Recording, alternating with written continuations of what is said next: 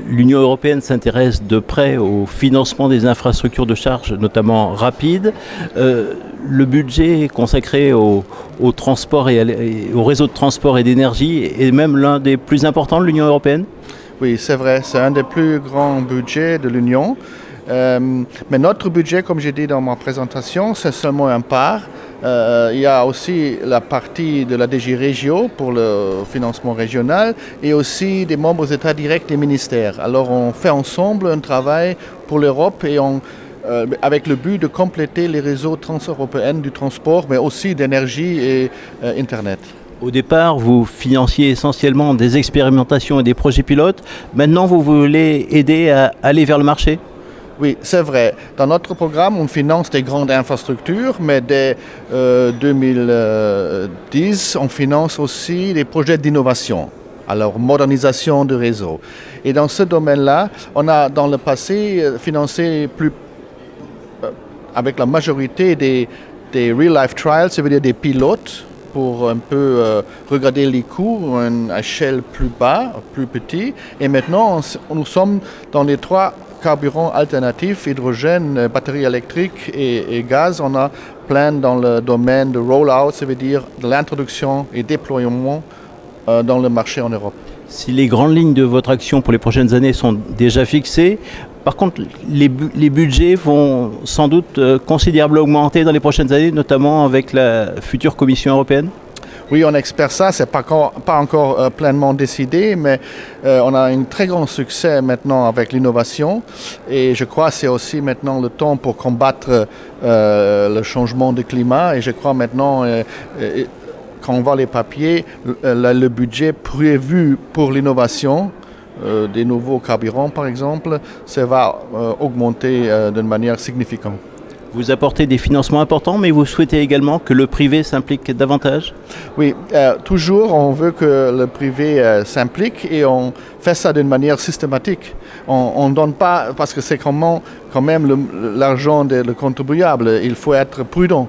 Et nous, pour le roll-out par exemple, on réduit notre support parce qu'on veut peu à peu que l'investissement privé augmente. Et c'est notre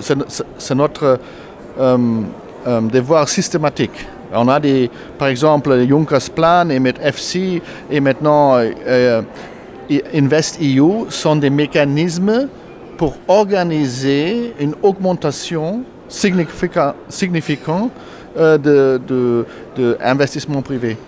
Vous soutenez également le développement d'autres carburants alternatifs, notamment l'hydrogène. C'est important pour vous ? Oui. Jusqu'à maintenant, on était neutre, technologie neutre. Ça veut dire on fait le support, on crée seulement un cadre de financement et on laisse les gens les plus innovatifs proposer les carburants alternatifs. Et pour l'instant, on a trois. On a l'hydrogène électrique, comme j'ai dit, parce que seulement le stockage est hydrogène, le véhicule électrique, hein, bien sûr. On a la batterie électrique et on a le gaz. Le gaz, on dit, c'est une technologie de transition. C'est pas notre décision, mais comme j'ai dit, pour les très grands bateaux, maintenant, on utilise le gaz, parce que le gaz est beaucoup moins polluant que le diesel oil.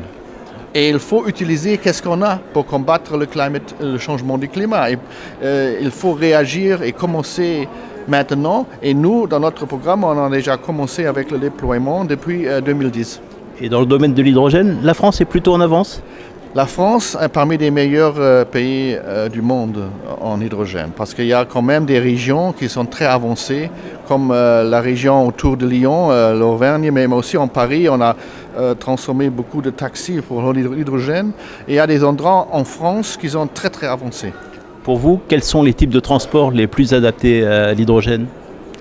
Les types de transport, l'hydrogène, comme je dis, ce sont des véhicules électriques. Le plus lourd d'un véhicule de mieux est d'utiliser l'hydrogène.